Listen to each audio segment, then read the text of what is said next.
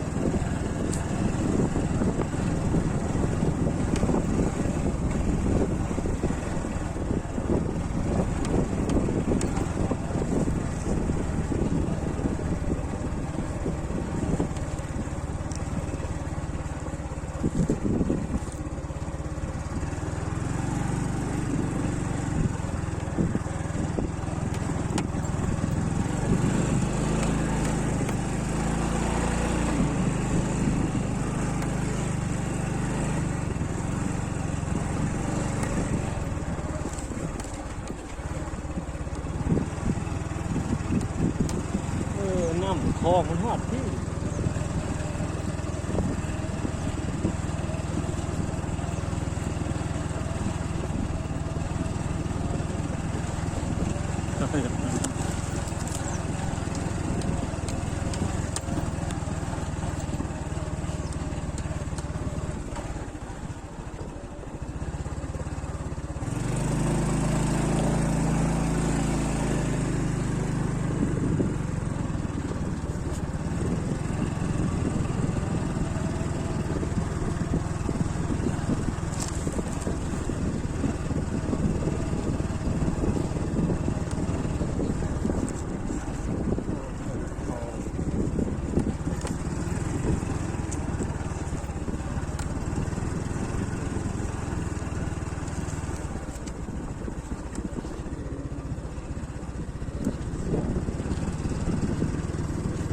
หน้าปูเป้ได้ นี่นะ ปู รีผาตันผาเขียว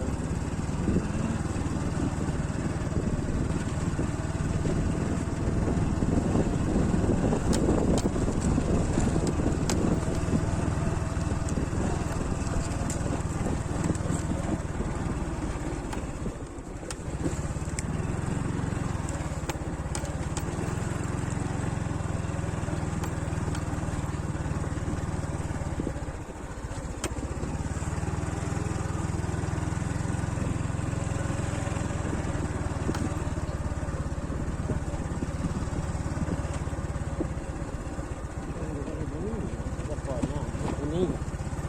แล้วก็แบบเอา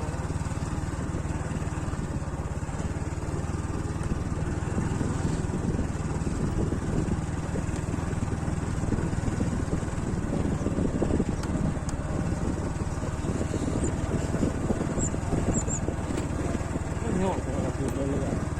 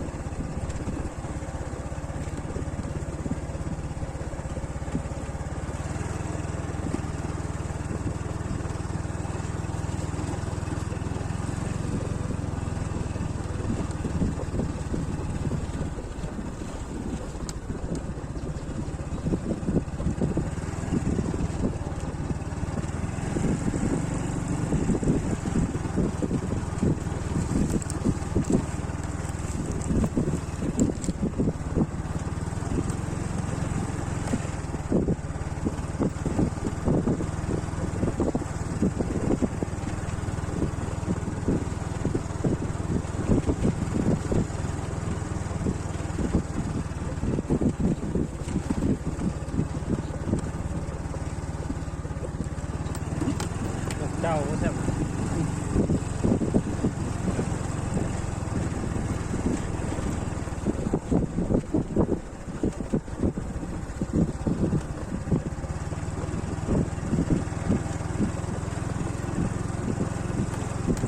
ทองตลก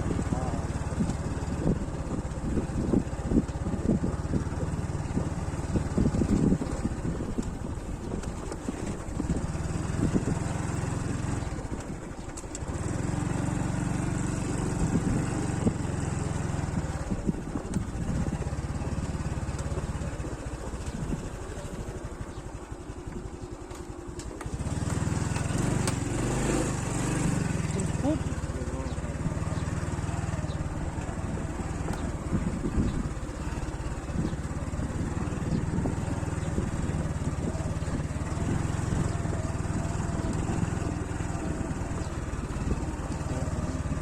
ขึ้นระบบ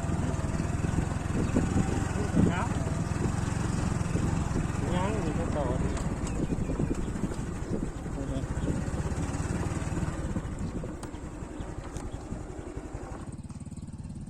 นี่เนาะทางที่เพิ่นดุดใหม่โดยอันที่ใช้รถดุดหน้าของประชาชนนี่เนาะดุดมาเห็นเป็นทางขึ้นคันคู่ขึ้นส่วนหน้าของ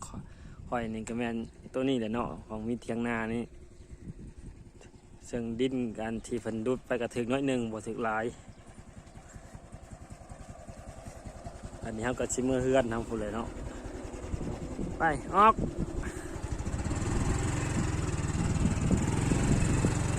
ทางก็เป็นทางที่ดินทรายเนาะเที่ยวยากนี่มีแต่จากลม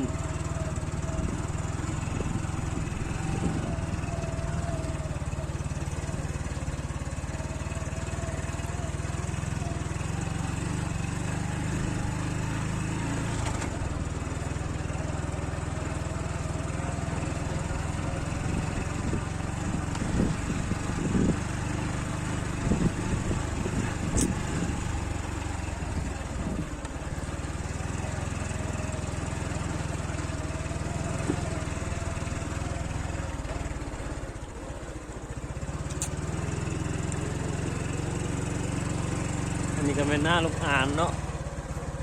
ต่อกัน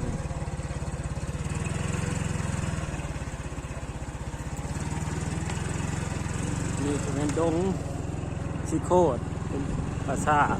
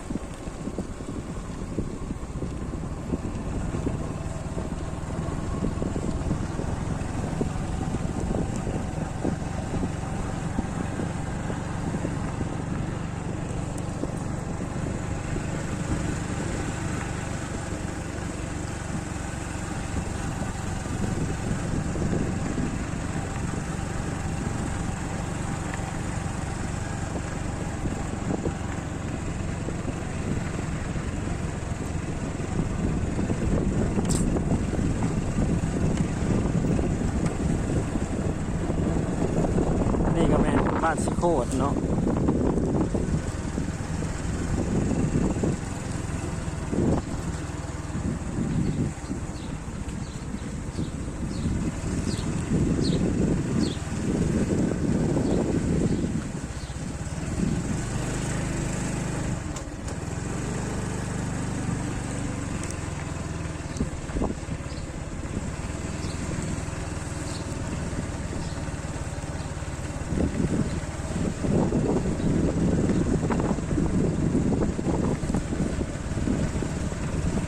ไม่ใช่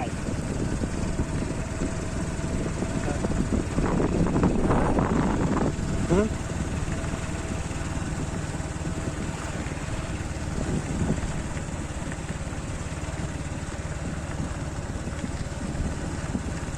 พอแล้วเก็บไปแล้ว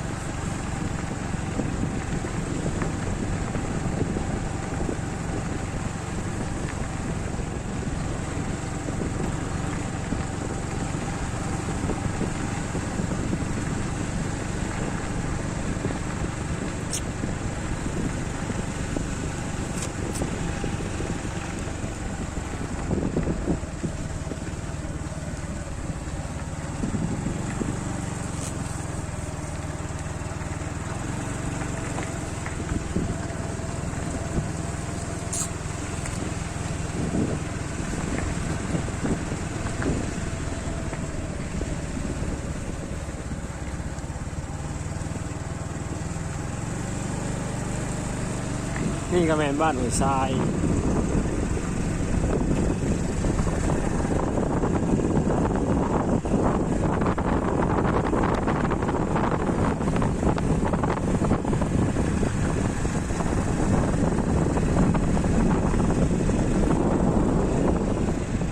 นี่แม่นบ้านบกเนาะทางเขาบ้านบก